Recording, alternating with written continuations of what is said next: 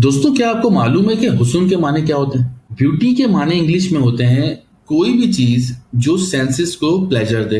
हर जबान में कमोबेश यही तारीफ ब्यूटी की या हुस्न की जाती है, मगर इससे ये नहीं बात तय पाती कि कोई चीज प्लेजर कब देती है या कोई चीज उस मकाम पर पहुंचती कब है कि वो प्लेजर दे।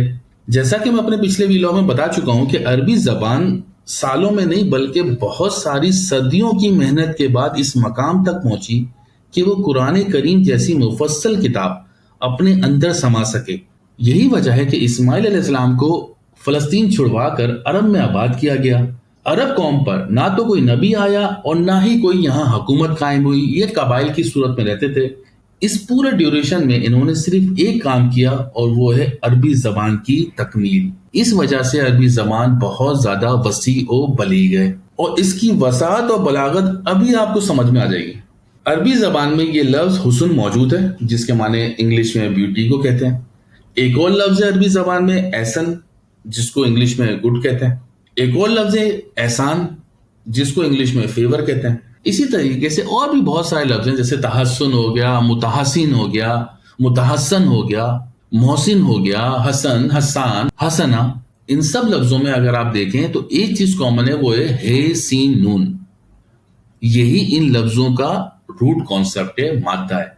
अरबी जबान में रूट कॉन्सेप्ट की मीनिंग होती है और उस रूट कॉन्सेप्ट पर मजीद अल्फाज बनते जाते हैं, जो मैंने आपको मिसालें दी। हर लफ्ज में रूट कॉन्सेप्ट की जो मीनिंग है वो किसी ना किसी तरीके से रिफ्लेक्ट करेगी। हे सीन नून हुस्न, इस रूट कॉन्सेप्ट के माने अरबी जबान में है किसी चीज का तवाजुन अपने एतदाल में होना, कोई भी चीज का प्रोपोर्शन बैलेंस होना। तो इस हिसाब से ब्यूटी की डेफिनेशन बनती है anything having a balance proportion. कोई भी चीज अपने बैलेंस प्रोपोर्शन में होगी उसको हुस्न कहेंगे। अगर ये बैलेंस अपनी बेहतरीन फॉर्म में हो यानी कि सुपरलेटिव डिग्री में हो तो उसको एहसान कहते हैं। अब आते हैं हम एहसान पर। बज़ाहिर तो नजर आता है कि एहसान का या फेवर का ब्यूटी से कोई कनेक्शन नहीं है, लेकिन चूंकि तमाम जबानें सिचुएशनल बेस्ड बनी हैं, प्रिंसिपल बेस्ड नहीं बनी, यानी कि जैसे जैसे सिचुएशन बनती गई एक लफ्ज बनता गया। कोई लफ्जों के कोई रूट कॉन्सेप्ट, कोई फार्मूला डिफाइन नहीं हुए जिसकी बिना पे लफ्ज बने। देखिए, लोगों की जिंदगी में एतदाल होना बहुत जरूरी होता है। अगर लोगों की जिंदगियों में एतदाल नहीं होगा, बैलेंस नहीं होगा, तो उनकी जिंदगी में खुशगवारी नहीं होगी।